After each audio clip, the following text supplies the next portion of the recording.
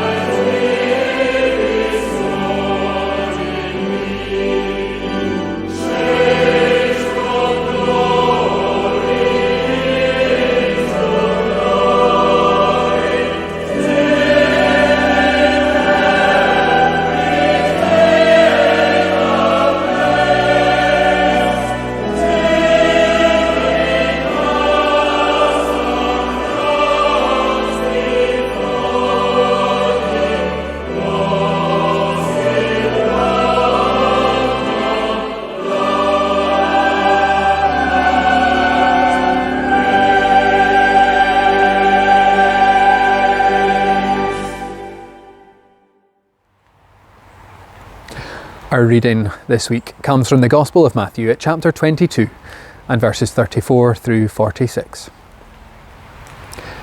When the Pharisees heard that Jesus had silenced the Sadducees, they came together, and one of them, a teacher of the law, tried to trap him with a question. "Teacher," he asked, "which is the greatest commandment in the law?"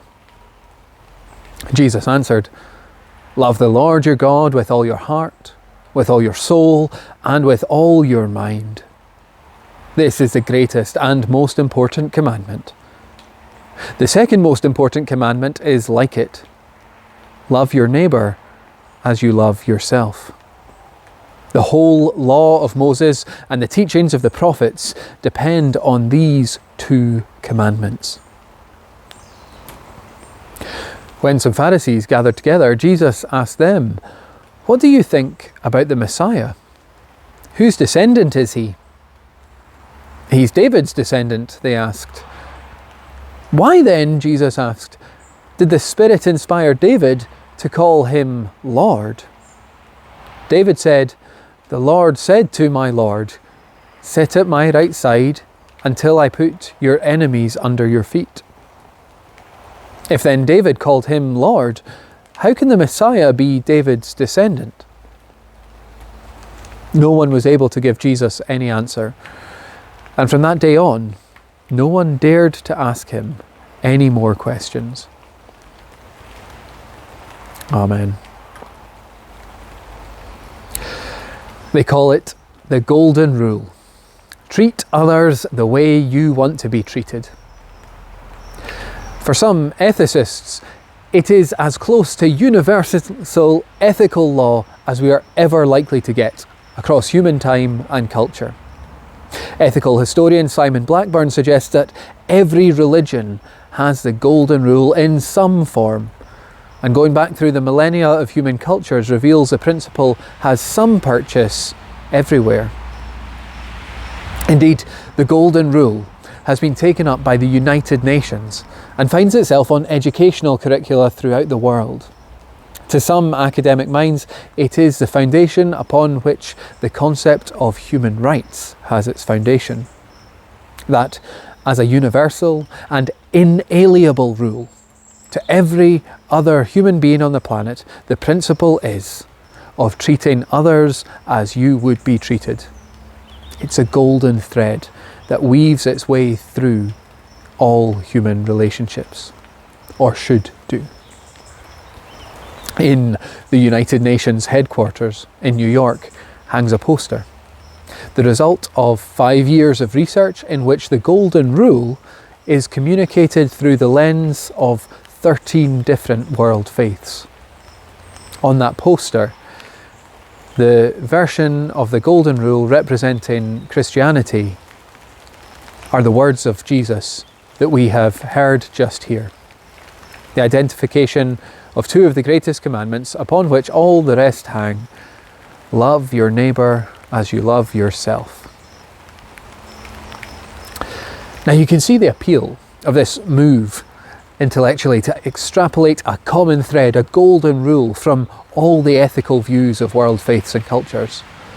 Because if you can do that, it gives you a universal, trans-cultural, trans-religious basis with which you can then have some very practical outworkings, such as human rights related across cultures and owed to every single human being. And the fact that it is seen to be universal to all faiths has another advantage when talking about the Golden Rule. To some people's minds, at least, the advantage that it takes the particular religion out of the equation. If every religion has a version of the Golden Rule, then let's not worry about which particular religion you're talking about when you're talking about the Golden Rule. You're generalising out of all the particulars of each religion and faith.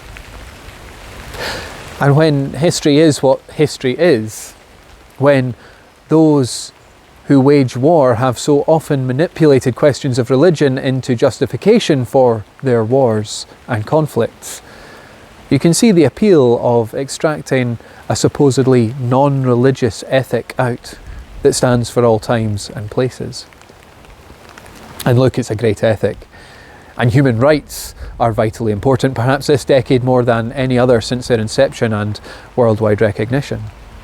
If you are asking the basic ethical question, how should I live my life? Then there is a sense in which treating others as you want to be treated is neither a bad start nor a bad end. I suspect, though, that you will have noticed that treat others as you wish to be treated is subtly different to what Jesus said in our reading. And I wonder if the difference isn't just subtle and actually might be quite important. Indeed, perhaps transformational. Treat others as you wish to be treated might be good, but what Jesus says here might be a whole lot better.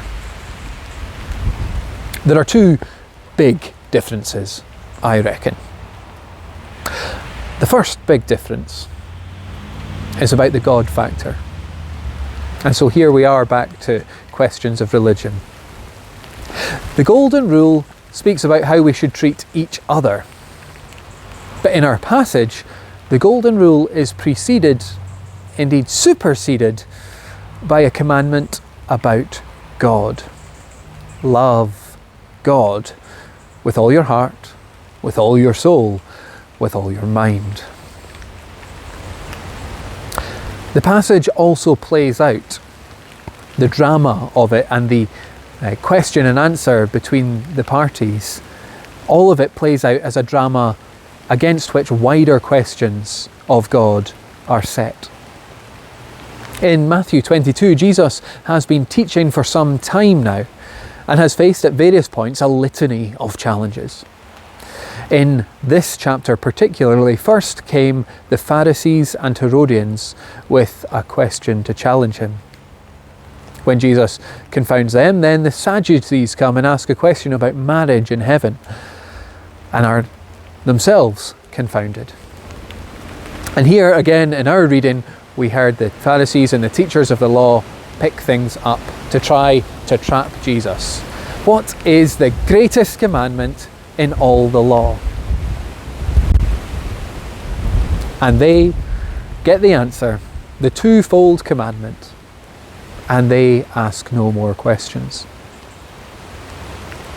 And then at the second half of the reading we heard, Jesus turns the table. Jesus asks the questions. And it's a question about God, and it's a question about the Messiah.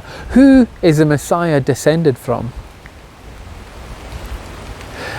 And they give the conventional wisdom of their day. The Pharisees answer, the Messiah will be David's descendant. And Jesus takes that conventional answer and explodes it from under them. In a not very subtle way, Jesus is saying to them as explicitly as he can, you've been waiting for the Messiah. I am the Messiah. I am God's anointed one. I have come to reveal God on earth. And that is a revelatory thing. A revelatory thing to those who heard him at the time, and a revelatory thing to us today. Because it's a thing on which actually the whole passage hangs, including this question of the Golden Rule and the commands that's greatest. Because it matters that the command about how we should treat neighbours is preceded by a command about God, and it matters that the God who is doing commanding is a God who loves. It matters that our ethical response, our ethical living is a response in love to the God who loves. And that, in fact, is the second major difference between the commands as we have them from Jesus' mouth and the Golden Rule. Treat others as you want to be treated is similar, but actually fundamentally different from being commanded to love our neighbour as ourselves. And at another time we might want to reflect about the oddity of being commanded to love. How can you be commanded to love? The heart, they say famously, is not easily ruled in its affections. And part of that reflection might be precisely on the nature of love, and to ask whether perhaps there are forms of love which, yes, are not easily ruled, but also forms of love which are precisely meant to be not affective, as in not easily led another way. Forms of love which are unconditional, that transcend passing emotion. Forms of love which go deeper and which therefore can be commanded. And to return to the God question that hangs over the passage, to be commanded to love, well, because that love has already been shown to us. If this passage is about revealing who Jesus is, the Messiah, then it is also about revealing who God is. And as such, that God, about whom we might say so much else, is fundamentally this God of love, of unconditional, foundational love. Love for you, love for me, love for all people. And so the command to love God with heart and soul and mind is a command to reciprocate a love which has been given before, and to learn how to love from the God who is love. That also means that tricky other half of the neighbour command, love thy neighbour as thyself, means we have to learn to love ourselves too. And learn to love ourselves the way that God loves us. Not because we like ourselves, certainly not because we have conceit of ourselves, not because we think we're deserving, but because against all the other protestations we might make, we are loved. We are loved. And so we might as well get used to that idea and live from it. And live from it in love for our neighbour too. So yeah, the golden rule is grand. Certainly a good way to live, treat others as you would be treated. But our passage suggests that at the root of this golden rule is something that tells us who God is, and that God is love. All of which is a very long way of saying something that is much more succinctly put elsewhere in Scripture. In the letter of 1 John, chapter 4, 16 and 19 are the words which we finish with and on which we land. So we know and rely on the love that God has for us. God is love. Whoever lives in love lives in God, and God in them. This is how love is made complete among us, so that we will have confidence on the day of judgment. In this world, we are like Jesus. There is no fear in love. But perfect love drives out fear, because fear has to do with punishment. The one who fears is not made perfect in love. But we love because God has first loved us. Amen. Let's pray. God of all the world, for the gift of love we praise you. For gentle love, for tough love, we praise you.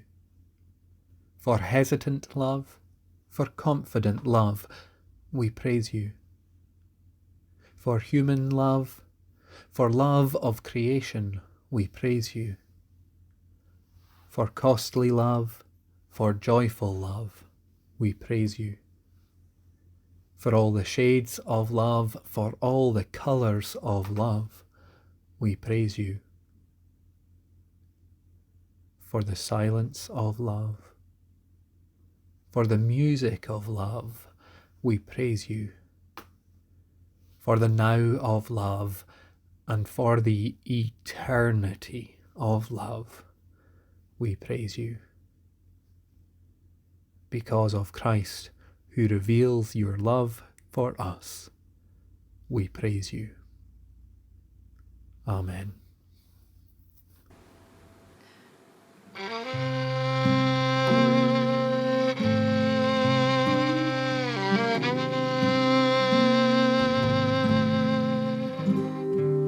Love is the touch of intangible joy. Love is the force that no fear can destroy. Love is the goodness we gladly applaud. God is where love is, for love is of God.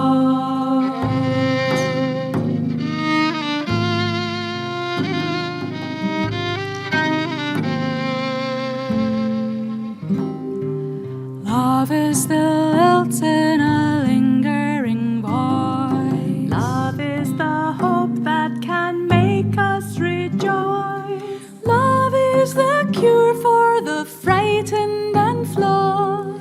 God is where love is, for love is of God.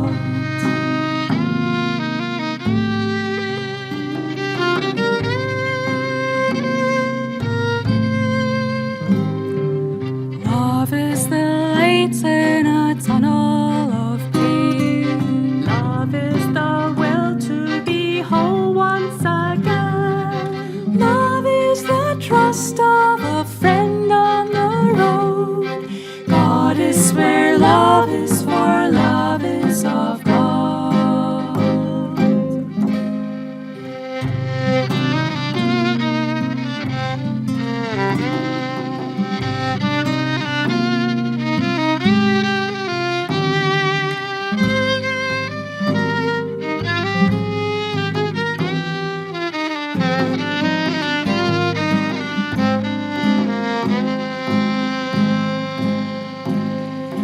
Love is the Maker, the Spirit and Son. Love is the kingdom, their will has begun. Love is the pathway the saints all have trod. God is where love is, where love is, where love is. God is where love is, where love is, where God is where love is of God. So go in God's light and God's love. And the blessing of God, Father, Son and Holy Spirit be with you this day and remain with you for evermore. Amen.